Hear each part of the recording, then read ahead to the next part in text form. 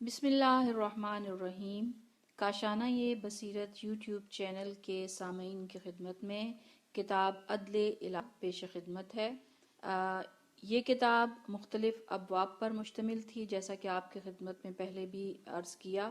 آج ہم اس کا چوتھا باب شروع کریں گے کہ جس کا عنوان ہے شرور، صفحہ نمبر 135، اور اس کی جو بحث کا آغاز ہوتا ہے وہ ہے بحث کے 3 پہلو۔ ہماری اب تک کی بحث تبعیض اور تفاوت کے بارے میں تھی، جیسا کہ ہم نے پہلے بھی کہا کہ عدل الہی پر اعتراضات و اشکالات کے کئی پہلو ہیں۔ تبعیض، فنا و ہلاکتیں اور نقائص و آفات۔ ہم نے وعدہ کیا تھا کہ ان 4 اعتراضات کے پہلے حصے کا جواب ہم تبعیضات کے عنوان کے تحت دیں گے اور بقیہ 3 اشکالات و اعتراضات کا شرور کے عنوان کے تحت۔ تبعیض کا جواب ہم گزشتہ صفحات میں دے چکے ہیں، لہٰذا اب شرور کے مسئلے کا جواب دیں گے۔ حکماء نے مسئلہ شرور کا جو جواب دیا ہے اس کے 3 حصے ہیں۔ الف، شرور کی حقیقت و ماہیت کیا ہے؟ کیا برائیاں اور شر اور شرور واقعی و حقیقی وجود رکھتے ہیں یا عدمی و نسبی امور ہیں؟ شرور خواہ عدمی ہوں یا وجودی، کیا انہیں نیکیوں اور حسنات سے جدا اور علیحدہ کیا جا سکتا ہے یا نہیں؟ اور اگر جدا کیا جا سکتا ہے تو کیا یہ عالم اپنی تمام تر خوبیوں اور برائیوں کے ہمراہ خیر ہے یا شر؟ بالفاظ دیگر، کیا اس عالم کی اچھائیاں اور خوبیاں اس کی برائیاں اور شرور پر غالب ہیں یا برائیاں اور شرور اچھائیوں اور خوبیوں پر غلبہ رکھتے ہیں، یا ایسا نہیں، یعنی ان میں سے کوئی بھی ایک دوسرے پر غلبہ نہیں رکھتا بلکہ یہ مساوی ہیں؟ شرور خواہ آدمی ہوں، یہ نمبر 3 ہے۔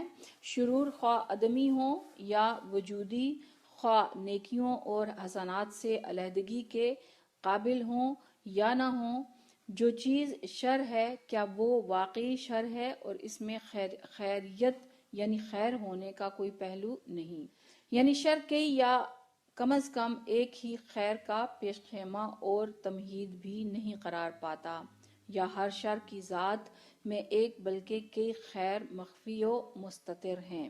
کیا ہر شر ایک یا کئی خیرات کا سرچشمہ بھی ہے؟ پہلے حصے میں ثنویہ کا جواب دیا جائے گا جو عالم ہستی کے لیے 2 مبدا کے قائل ہیں۔ دوسرے حصے کے جواب کا اضافہ کرتے ہوئے مادہ پرستوں کا جواب دیا جائے گا جن کے نظریے کے مطابق شرور کی موجودگی حکمت الہی میں نقص کا باعث ہے۔ نیز ان لوگوں کا بھی جواب دیا جائے گا جو شرور کی موجودگی کی بنا پر عدل الہی پر اعتراض کرتے ہیں۔ بحث کا تیسرا حصہ جہان ہستی کے حسین و جمیل و دلکش اور بدیع نظام کے چہرے کی جلوہ نمائی کرے گا۔ نیز اس جواب کو بجائے خود ایک علیحدہ لیکن قانع کنندہ یا پہلے جواب کا تکمیل کنندہ جواب بھی سمجھا جا سکتا ہے۔ ہمارا طریقہ بحث۔ اسلامی حکماء نے اس بحث میں جن نکات کو ذکر کیا ہے، ہم نے انہی نکات سے ایک نئے انداز میں استفادہ کرتے ہوئے مسئلہ شرور کو حل کیا ہے۔ کتاب ھذا میں دیا گیا جواب انہی نکات و مطالب پر مشتمل ہے جو اسلامی فلسفی کتب خصوصاً مرحوم ملا صدرہ کی کتب میں موجود ہیں۔ ہمارے اور گزشتہ حکماء کے جواب کی ماہیت ایک ہی ہے، فرق صرف اتنا ہے کہ ہم نے ایک خاص زاویہ نگاہ سے اس بحث کا آغاز کیا ہے، بئی معنی کہ ہم نے عدل الہی کے حوالے سے مسئلہ شرور پر تحقیق کی ہے، جبکہ حکماء اسلامی نے اس مسئلے کو معمولاً بحث توحید اور ثنویہ کے نظریات کو مسترد کرنے کی خاطر یا عنایت و علم الہی اور قضاء و قدر الہی کے شرور سے تعلق اور ارتباط کی کیفیت کے ضمن میں اس مسئلے پر بحث کی ہے۔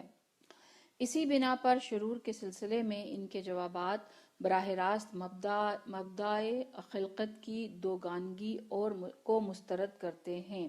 عدل الہی میں اس طرح کے جوابات سے فقط بالواسطہ ہی استفادہ کیا جا سکتا ہے۔ عالم ہستی میں شراکت۔ اس بات کا ذکر گزشتہ اوراق میں گزر چکا ہے کہ ثنویہ اور ان کے ہم فکروں کے ایجاد کردہ شبہات کی بنیاد یہ ہے کہ موجودات بذات خود 2 طرح کے ہیں، خوب اور بد۔ یقیناً ان موجودات کے دو مختلف مبدا اور جدا جدا نقطۂ آغاز ہونے چاہیے تاکہ بدی اور خوبی دونوں اپنے اپنے متعلقہ مبدأ وجود سے وجود حاصل کر لے۔ ثنویہ در حقیقت خدا کو برائیوں سے منزہ کرنے کے خواہاں تھے، لیکن شراکت کا الزام لگا بیٹھے۔ ثنویہ نے کائنات کو خوب و بد میں تقسیم کر دیا۔ ان کی نظر میں بدی فضول و زائد بلکہ ضرر رساں ہے، لہٰذا قدرتی طور سے برائیوں کا خالق خدا نہیں بلکہ خدا کے مد مقابل کوئی اور طاقت ہے۔ ادھر دوسری طرف باری تعالیٰ ایک نیک نیت لیکن کمزور و نحیف انسان کی مانند ہے، موجودہ صورتحال سے افسردہ و نالاں ہے، اس پر رضامند بھی نہیں لیکن اپنے شر پسند اور بد اتوار حریف کے مد مقابل واقع ہوا ہے، جو اس کی مرضی و منشا کے برخلاف فساد اور تباہیاں پھیلا رہا ہے۔ ثنویہ اس امر میں ناکام ہو گئے کہ خدا کو لامتناہی قدرت، ہر چیز پر حاوی ارادے اور بلا حریف قضاء و قدر کا مالک مانتے ہوئے اسے حکیم، عادل اور خیر محض ماننے کے عقیدے کو بھی محفوظ رکھ سکیں۔ لیکن اسلام جہاں خدا کو ہر وجود کا مبدا اور بے پایاں رحمت و حکمت بالغہ کا مالک مانتا ہے، وہیں اس کے ارادۂ قاہرہ اور ناقابل شکست قدرت پر بھی آنچ نہیں آنے دیتا۔ اسلام کی نظر میں تمام اشیاء کی طاقت و قدرت باری تعالیٰ ہی کی عطا کردہ ہے، یہاں تک کہ شیطان اور اس کا اضلال بھی۔ اس کی نظر میں مسئلہ شرور کو ایک اور انداز سے حل ہونا چاہیے۔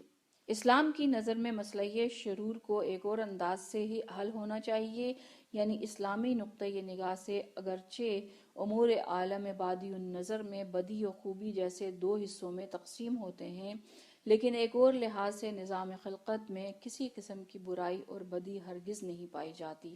جو بھی ہے وہ خیر ہے، موجودہ نظام احسن ہے، اس سے زیادہ مناسب، خوبصورت اور موزوں نظام کی تخلیق ممکن ہی نہیں۔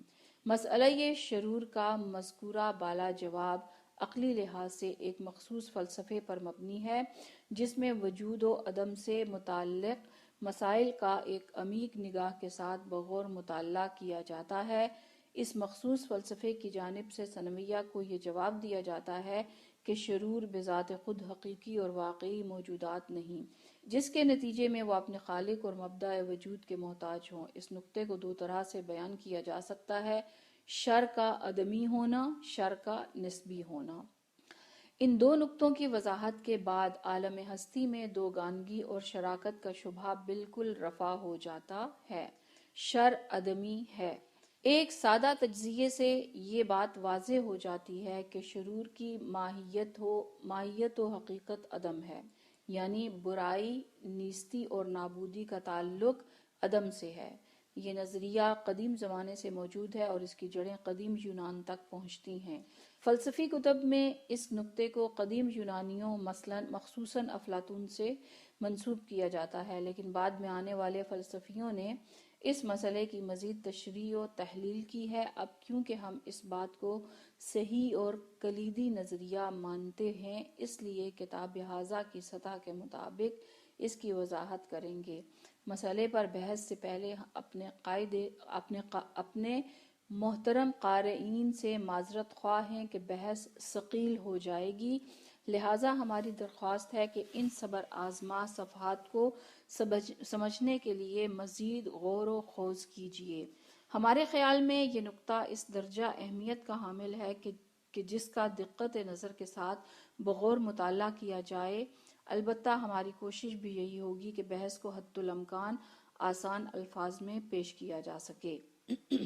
شر عدم ہے کہنے والے، یعنی شر عدم ہے جو لوگ کہتے ہیں، شر عدم ہے کہنے والے حضرات کا یہ مقصد ہرگز نہیں کہ جس چیز کو شر کے نام سے پہچانا جاتا ہے وہ وجود ہی نہیں رکھتی، کیونکہ ایسا کہنا خلاف عقل ہے۔ ہم بے چشم خود دیکھ رہے ہیں کہ بینائی و سماعت سے محرومی، بیماری، ظلم و ستم، جہالت، ضعف، موت اور زلزلہ وغیرہ یہ تمام اشیاء وجود رکھتی ہیں۔ نہ ان کا وجود کا انکار کیا جا سکتا ہے اور نہ ہی ان کے شر ہونے کا۔ یہ بھی نہیں کہا جا سکتا کہ شر عدمی ہے اس لیے سرے سے موجود ہی نہیں۔ اب جب کہ موجود ہی نہیں تو لہٰذا شر کے مقابلے میں انسان کی کوئی ذمہ داری بھی نہیں، کیونکہ بروں اور برائی سے مقابلہ نیز نیکی کا حصول اور نیک افراد کی تائید انسان ہی کی ذمہ داری ہے۔ اب کیونکہ ہر چیز اچھی ہے، کوئی بھی چیز بری نہیں، لہٰذا ہر قسم کی صورتحال پر رضامندی کا اظہار کرنا چاہیے۔ یہی نہیں بلکہ مذکورہ صورتحال کو بہترین ممکنہ صورتحال سمجھنا چاہیے۔ محترم قارئین، فیصلہ کرنے میں عجلت سے کام نہ لیجیے۔ ہم نابینائی، ثقل سماعت، ظلم، غربت اور بیماری وغیرہ کا نہ تو انکار کرنا چاہتے ہیں اور نہ ہی ان کے شر ہونے کو مسترد کرنے کا ارادہ رکھتے ہیں، اور نہ ہی انسان کو ہر قسم کی ذمہ داری سے فارغ البال و آزاد قرار دیتے ہوئے معاشرے کی ترقی اور دنیا کی تبدیلی میں اس کے کردار کو بے اثر کرنا چاہتے ہیں۔ عالم ہستی، خصوصاً انسان کا تکامل اور اس پر عائد کردہ ذمہ داریوں کی ادائیگی، یہ سب کائنات پر حاکم حسین و جمیل نظام ہی کا حصہ ہیں۔ لہٰذا ان سب باتوں میں بحث کی کوئی گنجائش نہیں۔ بحث کا محور یہ ہے کہ یہ تمام اشیاء عدمیات اور فقدانیات سے تعلق رکھتی ہیں۔ ان کا وجود ہمیں ایک طرح کے نقص اور خلا کا احساس دلاتا ہے۔ اب ان اشیاء کا شر ہونا یا تو اس بنا پر ہے کہ یہ نابودی، ہلاکت، کمی اور خلا کے مساوی ہیں، یا نابودی، ہلاکت، کمی اور خلا کا سبب ہیں، اس لیے شر ہیں۔ کائنات کے لازم الاجراء تکاملی نظام میں انسان کا کام نقصانات کی تلافی، خلا کو پر کرنا اور اس خلا اور نقصانات کی اساس کو جڑ سے اکھاڑ پھینکنا ہے۔ یہ استدلال اگر مان لیا جائے تو یہ پہلا قدم اور اولین مرحلہ ہے جس کے نتیجے میں یہ مسئلہ حل ہو جاتا ہے کہ شرور کا خالق کون ہے، کس بنا پر بعض موجودات خیر اور بعض دیگر شر ہیں۔ مذکورہ بالا نقطے کے بعد یہ بات واضح ہو جاتی ہے کہ شر کا ہستی اور وجود سے تعلق نہیں بلکہ یہ در حقیقت کسی شے کا خلا ہے اور اس کا تعلق نیستی سے ہے۔ بنابراین ثانوی افکار کی بنیاد، جس کے مطابق ہستی کے دو شعبے نہیں بلکہ دوسرے دو سرچشمے ہیں، منہدم ہو جاتی ہے۔ لیکن جہاں تک عدل الہی کا تعلق ہے تو ابھی اور مراحل باقی ہیں جنہیں ہم اس کے بعد طے کریں گے۔ دنیا میں موجود خوبیاں اور برائیاں ایک دوسرے سے ممتاز اور علیحدہ علیحدہ گروہ میں نہیں، مثلاً بالکل اسی طرح جس طرح جمادات، نباتات اور نباتات حیوانات سے جدا ہیں، نیز اپنے اپنے جداگانہ ذاتی خواص کے بھی مالک ہیں۔ ہماری یہ سوچ غلط ہے کہ برائیاں اور نقائص اشیاء کا وہ مجموعہ ہیں جن کی ماہیت و حقیقت سرتاپا بدی پر مبنی ہے، اور ان میں کسی قسم کی بھی اچھائی اور خوبی نہیں۔ ادھر خوبیاں اور اچھائیاں بھی برائیوں اور نقائص سے جدا اور ممتاز اشیاء کا ایسا مجموعہ ہیں جن میں سرتاپا صرف اور صرف اچھائیاں ہی ہیں۔ جی نہیں، بدی اور خوبی ایک دوسرے میں مدغم اور مخلوط ہیں، ان میں انفکاک اور علیحدگی قابل تصور نہیں۔ عالم طبیعت میں جہاں خوبی ہے وہاں بدی بھی ہے، اور جہاں بدی ہے وہاں خوبی بھی ہے۔ عالم طبیعت میں یہ دونوں ایک مرکب آمیزے کی مانند ہیں، البتہ کیمیائی مرکب نہیں بلکہ اس سے بھی زیادہ عمیق اور لطیف مرکب، ایسا مرکب جس نے وجود و عدم سے ترکیب پائی ہے۔ وجود و عدم عالم خارجی ہیں۔ عالم خارجی میں دو جدا اور علیحدہ علیحدہ مجموعوں کو تشکیل نہیں دیتے، کیونکہ عدم ہیچ ہے، سرے سے موجود ہی نہیں، لہٰذا ہستی و وجود کے مقابلے میں ہرگز کوئی مقام نہیں رکھتا۔ لیکن عالم طبیعت کے جہاں قوہ و فعل، حرکت و تکامل اور تضاد و تزاحم ہے، وہیں پر موجودات کے ساتھ ساتھ اشیاء پر عدم کا عنوان بھی صادق آ جاتا ہے۔ جب ہم بینائی کی بات کرتے ہیں تو ہمیں یہ نہیں سمجھنا چاہیے کہ نابینا انسان کی آنکھوں میں موجود کوئی باقاعدہ اور قابل احساس حقیقت ہے۔ جی نہیں، نابینائی اسی بینائی کا فقدان اور عدم ہے، نیز بجائے خود کوئی باقاعدہ اور مستقل حقیقت نہیں۔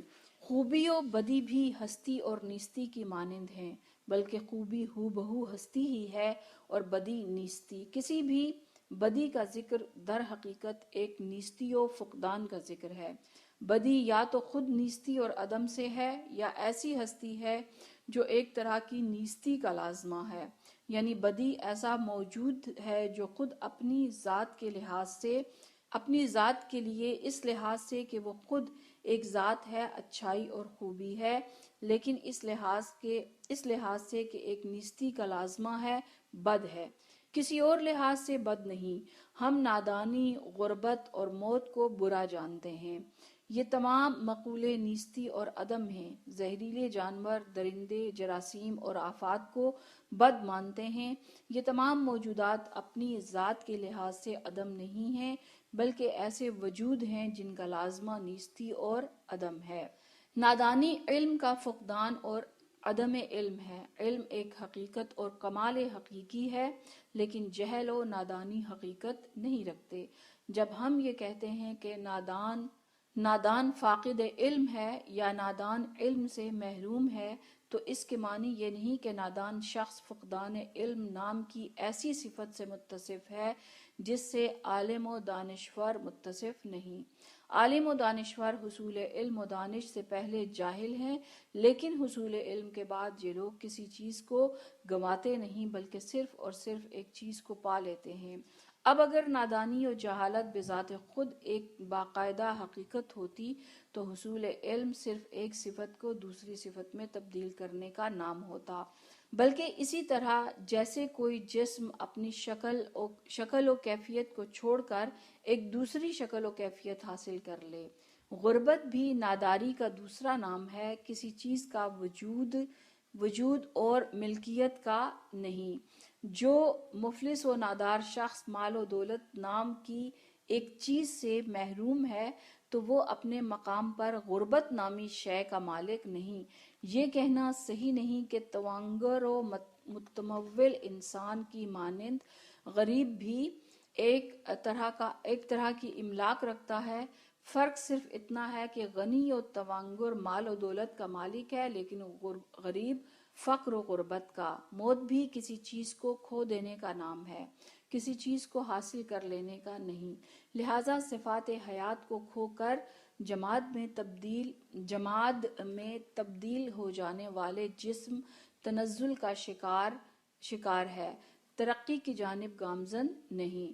لیکن زہریلے جانور، درندے، جراثیم، سیلاب، زلزلے اور آفات کیونکہ موت یا ناقص العضو ہونے کا باعث ہیں یا چھپی ہوئی استعداد کے نقطۂ کمال تک پہنچنے کی راہ میں رکاوٹ، لہٰذا اس لحاظ سے یہ بد ہیں۔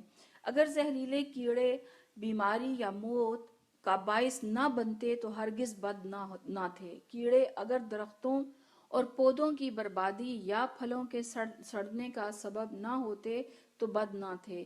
اگر سیلاب و زلزلے جانی و مالی نقصان کا سبب واقع نہ ہوتے تو بد نہ تھے۔ بدی اور برائی انہی نقصانات اور کسی نہ کسی چیز کے فقدان میں ہی مضمر ہے۔ اگر درندہ بری شے ہے تو اس کی وجہ یہ نہیں کہ اس کی ماہیت و حقیقت بد ہے، بلکہ اس جہت سے بد ہے کہ یہ درندہ موت اور حیوانات سے سلب حیات کا باعث ہے۔ در حقیقت جو شے بذات خود بد ہے وہ فقدان حیات ہے۔ اگر درندہ درندگی کا مظاہرہ نہ کرے، یعنی کسی سے اس کی زندگی کو نہ چھینے، تو ہرگز برا نہیں، اور اگر فقدان حیات کا باعث ہو تو برا ہے۔ اگر علت و معلول کے رابطے کو مد نظر رکھا جائے تو غربت و جہالت جیسے حقیقی فقدانات ہی جراثیم، سیلاب، زلزلے اور جنگ وغیرہ جیسی برائیوں کا جو دوسرے مرحلے میں واقع ہوتی ہیں سبب بنتے ہیں۔ یعنی مذکورہ بالا حقیقی فقدانات ایسے موجودات ہیں جو دیگر فقدانات اور نابودیوں کا سبب قرار پانے کی بنا پر بد ہیں۔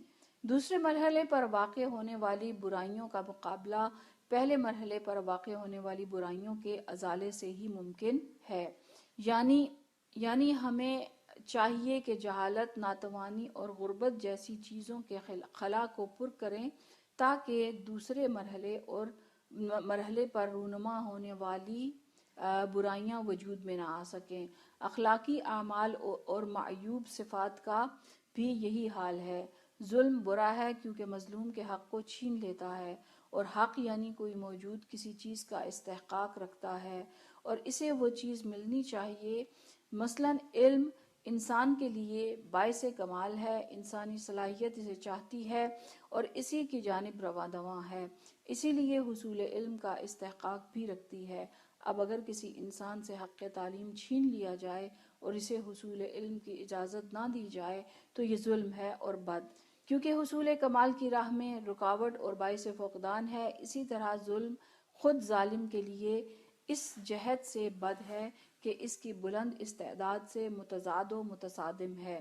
اگر ظالم کے پاس سوائے قوہ غصبیہ کے کوئی اور قوت ہوتی ہی نہیں تو یقیناً اس کے لیے ظلم کرنا بد نہ ہوتا، بلکہ اس کے لیے ظلم کوئی معنی و مفہوم ہی نہ رکھتا۔ اس بات کو سمجھنے کے لیے بعد تمام اس بات کو سمجھ لینے کے بعد کہ تمام برائیوں کا تعلق نیستی اور عدم سے ہے، ثانوی عقائد کی خامی بھی واضح ہو جائے گی۔ ثانویوں کا کہنا یہ تھا کہ دنیا میں دو قسم کے موجودات ہیں، لہٰذا یہ ماننا پڑے گا کہ کائنات کے مبدع اور خالق بھی دو ہیں۔ جواب یہ ہے کہ کائنات میں ایک سے زیادہ قسم کی مخلوقات موجود ہی نہیں، اور وہ ہیں خوبیاں اور اچھائیاں۔ تمام کی تمام برائیوں کا تعلق نیستی اور عدم سے ہے اور عدم مخلوق نہیں ہے۔ عدم و نیستی کے معنی خلق نہ کرنے کے ہیں، خلق کرنے کے نہیں۔ یہ نہیں کہا جا سکتا کہ کائنات کے دو خالق ہیں، ایک ہستی کا خالق اور دوسرا عدم و نیستی کا خالق۔ ہستی اور نیستی کی مثال سورج اور سائے کی سی ہے۔ جب ہم کسی چیز کو سورج کے سامنے نصب کرتے ہیں تو اس جسم کی وجہ سے جہاں تک سورج کی شعاعیں نہیں پہنچتی اور وہ جگہ تاریک ہو جائے تو ہم اسے سایہ کہتے ہیں۔ سایہ کیا ہے؟ سایہ اندھیرا ہے۔ اندھیرا سوائے نور کی عدم موجودگی کے کچھ اور نہیں۔ جب ہم یہ کہتے ہیں کہ نور و روشنی نے آفتاب عالم تاب نامی مرکز سے اپنے وجود کو پایا ہے تو یہ سوال قطعاً بجا نہیں کہ پھر سائے نے کسی سرچشمۂ وجود سے اپنے وجود کو حاصل کیا ہے۔ ظلمت اور اندھیرے کا مرکز و منبع کہاں ہے؟ سائے اور ظلمت نے کہیں سے بھی اپنے وجود کو حاصل نہیں کیا ہے۔ بذات خود ان کا کوئی باقاعدہ و مستقل مبدأ و مرکز نہیں۔ یہ ہے حکما کی اس بات کے معنی کہ شرور مجعول بالذات نہیں بلکہ مجعول بالطبع و بالعرض ہیں۔ شر نسبی ہے۔ اشیاء دو طرح کی صفات سے متصف ہو سکتی ہیں، نمبر 1 حقیقی، نمبر 2 نسبی۔ جب کسی صفت کو کسی موصوف کے لیے تمام چیزوں سے قطع نظر کرتے ہوئے ہر حال میں ثابت سمجھیں تو ایسی صفت کو حقیقی صفت کہتے ہیں۔ صفت حقیقی وہ صفت ہے کہ جس کے کسی ذات پر طاری و عارض ہونے کے امکان کے لیے خود مذکورہ ذات اور صفت کافی ہے، لیکن نسبی صفت وہ ہے جس میں صفت و موصوف کے علاوہ ایک تیسری شے کا وجود بھی ضروری ہے، جس کے بغیر موصوف کا متعلقہ صفت سے امکان اتصاف میسر نہیں۔ اور اس تیسری شے کی خصوصیت یہ ہے کہ یہ موازنے اور نسبت کی مثلث کا تیسرا زاویہ قرار پاتی ہے۔ بنابراین جب بھی کسی موصوف کا ایسی صفت کے ساتھ ملاحظہ کیا جائے جس کا دار و مدار ایک تیسری شے اور اس کے موازنے پر ہو تو اس صورت میں مذکورہ صفت کو نسبی صفت کے نام سے یاد کرتے ہیں۔ مثلاً حیات ایک حقیقی امر ہے، کوئی بھی موجود بغیر کسی شے کے ساتھ موازنے یا مقابلے کے یا زندہ و جاندار ہے یا بے جان و مردہ۔ اسی طرح سیاہی و سفیدی البتہ اس فرض کی بنا پر کہ رنگ واقعی و حقیقی امور کہلائے جائیں، حقیقی اوصاف ہیں۔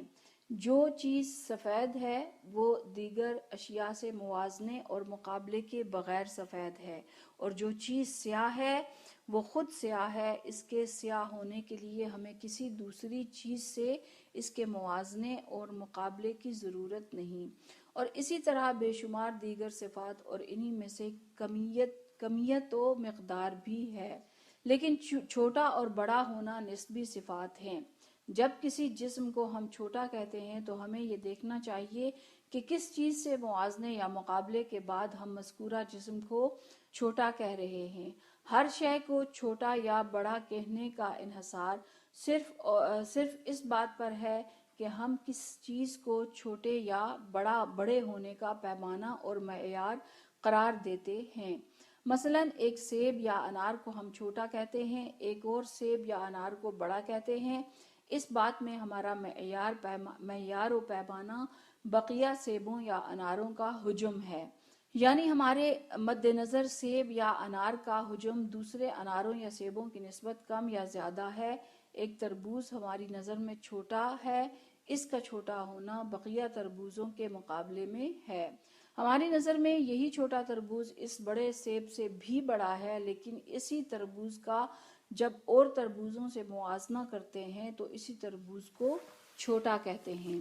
ایک بہت بڑے چونٹے کے حجم کو دیکھ کر آپ مارے حیرت کے انگشت بدندان ہو جاتے ہیں، اور ایک بہت ہی ننھے سے اونٹ کو دیکھ کر بھی آپ حیرت زدہ ہو جاتے ہیں۔ ذرا ایسے ہی چونٹے اور ایسے ہی اونٹ کا تصور کیجئے، آپ دیکھیں گے کہ وہ چھوٹا سا اونٹ اس بہت بڑے چونٹے سے کئی کروڑ گنا بڑا ہے۔ یہ کیسے ہوا کہ ایک بہت چھوٹی سی چیز ایک بہت بڑی چیز سے بھی بہت بڑی ہو گئی؟ کیا یہ تضاد ہے؟ جی نہیں، ہرگز نہیں۔ وہ بہت چھوٹا اونٹوں کے درمیان چھوٹا ہے، اور ہمارے ذہن میں موجود سابقہ اونٹوں کے قد و قامت سے بہت چھوٹا ہے، اور وہ بہت بڑا چونٹیوں کے درمیان بہت بڑا ہے، اور چونٹیوں کے اس قد و قامت سے بہت بڑا ہے جو ہمارے ذہن میں موجود ہے۔ یہ ہے اس بات کے معنی کہ بڑا اور چھوٹا دو نسبی مفہوم ہیں، لیکن جیسا کہ بتایا گیا خود کمیت یعنی عدد اور مقدار حقیقی امور ہیں۔ اگر ہمارے پاس 100 عدد سیب ہیں تو یہ 100 ہونا ایک حقیقی صفت ہے جو موازنے اور مقابلے کے بعد حاصل نہیں ہوئی ہے۔ نیز اسی طرح ان سیبوں کا ایک مکعب میٹر کے ڈبے میں ہونا بھی ایک حقیقی صفت ہے۔ عدد اور مقدار کا مقولہ یہ کم سے اور چھوٹے یا بڑے ہونے کا مقولہ یہ اضافہ سے تعلق ہے۔ 1 2 3 4 ہونا حقیقی امور سے ہیں، لیکن پہلا دوسرا تیسرا چوتھا واقع ہونا اضافی اور نسبی ہے۔ کسی معاشرتی قانون کے اچھے ہونے کا انحصار اس بات پر ہے کہ وہ معاشرتی اور انفرادی دونوں حقوق کا کس حد تک خیال رکھتا ہے۔ نیز اجتماعی حقوق کو انفرادی حقوق پر فوقیت دینے کے ساتھ ساتھ فردی آزادی کی ممکنہ حد تک حفاظت بھی کر سکتا ہو، لیکن معاشرے کے تمام افراد کو 100% فردی آزادی بہم پہنچانا ناممکن ہے۔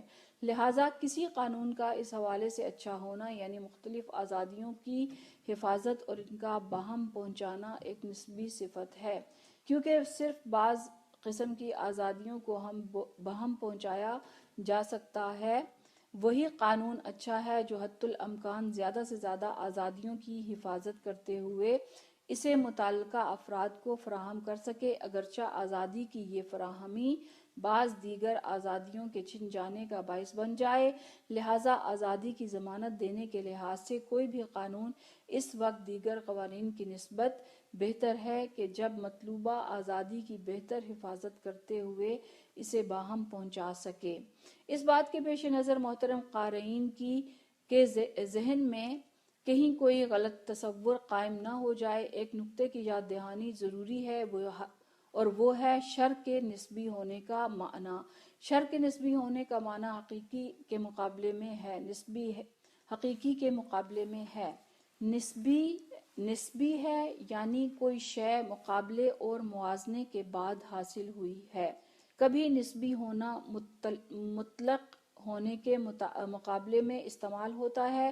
اس صورت میں نسبی کے معنی یہ ہیں کہ کسی شے کی حقیقت و واقعیت کچھ مخصوص حالات و شرائط کے حصول پر ہی منحصر ہے۔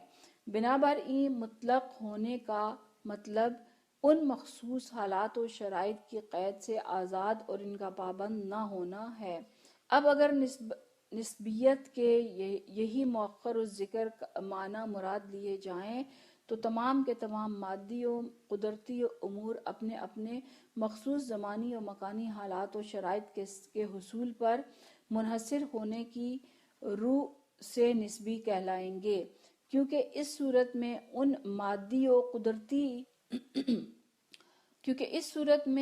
مادی و قدرتی امور کی حقیقت و واقعیت ان کے مخصوص زمانی و مکانی حالات و شرائط کے حصول کے بعد ہی وقوع پذیر ہوگی، اس سے پہلے نہیں۔ صرف اور صرف مجردات وجود مطلق رکھتے ہیں، بلکہ وہ حقیقی مطلق جو ہر شرط، علت اور قید سے آزاد ہے، ذات مقدس حق ہے۔ اور یہی وجہ ہے کہ حق تعالیٰ کی ضرورت ذات ضرورت ازلی ہے، ضرورت ذاتی نہیں۔ المختصر یہ کہ نسبیت کے بارے میں ہماری بحث ایسے موجودات کے شر کے بارے میں ہے کہ جن سے شر ذاتی یعنی اعدام و وقوع پذیر ہوتے ہیں، اور یہ نسبیت حقیقی کے مقابلے میں استعمال ہوتی ہے، مطلق کے مقابلے میں نہیں، کیونکہ اگر مطلق کے مقابلے میں استعمال ہو تو بہت سے خیر بھی نسبی ہو جائیں گے۔ اب دیکھنا یہ ہے کہ بد کی بدی صفت حقیقی ہے یا نسبی۔ ہم پہلے کہہ چکے ہیں کہ برائیاں دو طرح کی ہیں، ایسی برائیاں جو معدوم امور ہیں، اور ایسی برائیاں جو خود تو وجودی ہیں لیکن معدوم امور کا سبب واقع ہونے کی بنا پر بری ہیں۔ عدمی شرور جیسے سیلاب، زلزلہ، زہریلے جانور، درندے اور بیماریاں کے جراثیم، بلا شبہ ان کی بدی اور برائی نسبی ہے۔ ان اشیاء میں سے جو چیز بری ہے وہ کسی ایک یا بعض مخصوص اشیاء کے لیے بری ہے۔ سانپ کا زہر خود سانپ کے لیے برا نہیں، انسان اور ان موجودات کے لیے برا ہے جنہیں اس زہر سے نقصان پہنچتا ہے۔ بھیڑیا بھیڑ کے لیے بد ہے لیکن خود اپنے اور پودوں کے لیے بد نہیں، بالکل اسی طرح جس طرح سے بھیڑ ان پودوں کے لیے بری ہے جنہیں وہ کھا کر تباہ کر دیتی ہے، لیکن انسان یا بھیڑیے کے لیے بری نہیں۔ مولانا روم کا کہنا ہے، زہر مار آن مار را باشد حیات۔ سانپ کا زہر سانپ کے لیے حیات ہے لیکن آدمی کے لیے موت ہے، لہذا بد مطلق دنیا میں موجود نہیں۔ ہر بد بعض اشیاء کے لحاظ سے بد ہے، اے انسان اس کو جان لو۔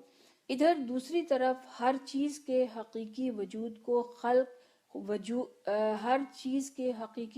کو ہی خلق و ایجاد کیا گیا ہے، اور ہر چیز کا وجود بذات خود حقیقی و واقعی ہے۔ وہ چیز اپنے لیے حقیقی وجود رکھتی ہے، اس کا وجود دوسری اشیاء کے لیے نہیں۔ کسی شے کا وجود کسی اور شے یا اشیاء کے لیے اعتباری اور غیر حقیقی ہے، نیز نہ تو اسے جعل کیا گیا ہے اور نہ ہی خلق و ایجاد۔ بالفاظ دیگر ہر چیز ایک وجود فی نفس ہی رکھتی ہے اور ایک وجود لغیر ہی، یا بہتر الفاظ میں یوں کہیے کہ ہر چیز کا وجود دو لحاظ یا دو جہات کا حامل ہے، اعتبار فی نفس ہی و لنفس ہی و اعتبار لغیر ہی۔ اشیاء اس لحاظ سے کہ وہ اپنے لیے خود اپنا وجود رکھتی ہیں، حقیقی ہیں، اور اس لحاظ و جہت سے ان میں کوئی بدی اور برائی نہیں۔ ہر چیز خود اپنے لیے نیک و خوب ہے، اگر بری ہے تو دوسری اشیاء کے لیے۔ کیا یہ کہنا صحیح ہے کہ بچھو کا وجود خود اس کے لیے برا اس کے اپنے لیے برا ہے؟ بھیڑیے کا وجود خود اس کے اپنے لیے برا ہے؟ ہرگز نہیں۔ بلا شبہ بچھو اور بھیڑیے کا وجود خود ان کے اپنے لیے نیک و خوب ہے۔ ان کا وجود خود ان کے لیے اس طرح ہے جیسے ہمارا وجود ہمارے لیے ہے۔ لہذا کسی شے کا بد ہونا بذات خود اس کی ہستی میں نہیں، اگر بدی ہے تو بالاضافہ اور بالقیاس بالقیاس ہے۔ ادھر دوسری طرف اس بات میں شک کی کوئی گنجائش ہی نہیں کہ ہر چیز کا وجود فی نفس ہی اس کا حقیقی اور واقعی وجود ہے، یعنی وہ وجودات بالاضافہ نسبی اور اعتباری امور ہیں، یعنی حقیقتاً نظام وجود میں واقع نہیں ہوئے ہیں اور نہ بذات خود کوئی ہستی رکھتے ہیں۔ لہذا الحاصل بحث ہے کہ ان اشیاء کو وجود نسبی کیوں دیا گیا ہے؟ بے عبارت دیگر کوئی بھی شے دو مرتبہ موجود نہیں ہوئی ہے اور نہ ہی اسے وجود فی نفس ہی اور وجود بالاضافہ کی شکل میں دو وجود دیے گئے ہیں۔ فرض کیجئے آپ اپنے طلباء کو کوئی چیز سمجھا رہے ہیں، دوبارہ اس کی تکرار کرتے ہیں، تیسری اور چوتھی بار بھی پھر اس بات کو بیان کرتے ہیں، چاروں بار آپ نے اس بات کو بلا کم و کاست ویسے ہی بیان کیا ہے۔ بالفاظ دیگر آپ کی زبان سے نکلنے والے جن الفاظ نے لباس وجود پہنا ہے وہ چاروں مرتبہ ایک ہی سے ہیں، لیکن یہ چاروں بیان اپنی مخصوص صفات و خصوصیت کے مالک ہیں۔ ایک پہلا ہے، ایک دوسرا، ایک تیسرا اور ایک چوتھا بیان ہے۔ کیا آپ نے ہر مرتبہ دو عمل انجام دیے ہیں؟ ایک عمل تو یہ کہ آپ نے اس بات کو بیان کیا، دوسرا عمل یہ کہ آپ نے اپنے چاروں بیانات کو بالترتیب پہلا، دوسرا، تیسرا اور چوتھا بیان ہونے کی صفت بھی عطا کی ہے۔ یا ایسا نہیں بلکہ یہ ترتیب اضافی صفت ہونے کے ساتھ ساتھ اعتباری و انتزاعی ہے، جو آپ کی پے در پے تکرار کے باہمی مقائسے و موازنے کے بعد وجود میں آئی ہے۔ واضح ہے کہ مؤخر الذکر کی ذکر بات ہی صحیح ہے۔ یہ ایسی صفت ہے جو انتزاعی و اعتباری ہونے کے ساتھ ساتھ اپنے ملزومات کے جبری اور لا ینفک لوازم میں سے ہیں۔ ایسے ملزومات جو حقیقی و واقعی امور ہیں، بنا برئیں مذکورہ امور کو بذات خود باقاعدہ عنوان بنا کر زیر بحث نہیں لایا جا سکتا۔ اس سوال کو اس طرح سے پیش نہیں کیا جا سکتا کہ ان اضافی و اعتباری وجودات کو ان کے وجود کے مبدأ اور فاعل نے کیوں تخلیق کیا، کیونکہ اولاً یہ وجودات حقیقی اور واقعی نہیں ہیں، لہٰذا ان کی تخلیق کا سوال ہی نہیں اٹھایا جا سکتا، اور ثانیاً یہ اعتباری و انتزاعی وجودات واقعی و حقیقی وجودات کا لازمہ ہیں، بذات خود استقلالاً کسی بحث کے قابل نہیں، لہٰذا اگر طفیلی اور غیر مستقل انداز سے انہیں زیر بحث لایا بھی جائے تو پھر بحث کا عنوان یہ ہوگا کہ ایسے اعتباری و انتزاعی اور لا ینفک لوازم رکھنے والے واقعی و حقیقی وجودات کو کیوں خلق کیا گیا، اور یہی وہ سوال ہے جس کا جواب ہم آئندہ صفحات میں دیں گے۔ اسی ضمن میں اس نکتے کو بھی وضاحت کریں گے کہ ہمارا یہ کہنا کہ پہلا، دوسرا، تیسرا اور چوتھا ہونا جیسے امور اعتباری و انتزاعی ہیں جن کا حقیقتاً اور واقعاً کوئی وجود نہیں، کیا معنی رکھتا ہے، اور اسی بنا پر ان امور سے جعل، خلق اور ایجاد کا براہ راست کوئی تعلق نہیں، اور نہ ہی ان کے بارے میں جعل، خلق اور ایجاد کا کوئی تصور قائم کیا جا سکتا ہے۔ کہیں یہ نقطہ ایک اور مسئلے سے مشتبہ نہ ہو جائے، اور وہ ہے مسئلہ تقدیم و تاخیر، جس کے مطابق انسان یا کوئی بھی با اختیار ذی شعور فاعل دو افعال یا دو چیزوں میں سے ایک کو دوسرے پر مقدم رکھتے ہوئے اسے اول قرار دیتا ہے۔ بہرحال یہ ایک اور مسئلہ ہے جس کے بارے میں ہم بعد میں بحث کریں گے۔ ہماری موجودہ بحث بالائی سطور میں دی گئی مثال کے ذریعے واضح ہو جاتی ہے۔ المختصر یہ کہ امور اعتباری کسی بھی علت سے مجازاً اور بالعرض منسوب کیے جاتے ہیں۔ اس بنا پر حکماء نے کہا ہے کہ شرور کا تخلیق سے بالذات کوئی تعلق نہیں، یہ بالذات مجعول اور معلول واقع نہیں ہوتے، بلکہ بالعرض مخلوق و معلول واقع ہوتے ہیں۔ یہ بات گزشتہ صفحات میں مذکورہ ہماری اسی مثال کی طرح ہے جس میں ہم نے کہا کہ سورج سائے کی ایجاد کا سبب ہے۔ یقیناً سورج کی عدم موجودگی میں سائے کا بھی کوئی وجود نہ ہوگا، لیکن سورج کا سائے کے لیے سبب بننے اور دوسری طرف اپنی روشن کرنوں کے لیے سبب بننے میں یقیناً تفاوت ہے۔ سورج اپنی کرنوں کا حقیقتاً و واقعاً افاضہ کرتا ہے، لیکن سائے کو حقیقتاً و واقعتاً براہ راست ایجاد نہیں کرتا۔ سایہ ایسی شے نہیں جسے براہ راست ایجاد کیا جا سکے۔ سایہ نور اور روشنی کی محدودیت سے پیدا ہوتا ہے، بلکہ نور روشنی کی محدودیت ہی ہو بہو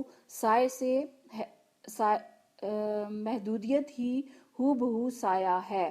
شرور پہلی قسم کے ہوں یا دوسری قسم کے، دونوں کے بارے میں یہ بات صادق آتی ہے۔ شرور عدمی و اعتباری امور ہیں۔ نابینا کی نابینائی ایک مستقل و بذات خود حقیقت نہیں، تاکہ یہ کہا جا سکے کہ نابینا کو ایک مبدع نے خلق کیا ہے، اور اس کی نابینائی کو ایک اور مبدع نے۔ نابینائی نیستی و عدم ہے، اور نیستی و عدم کا کوئی مبدع و خالق نہیں۔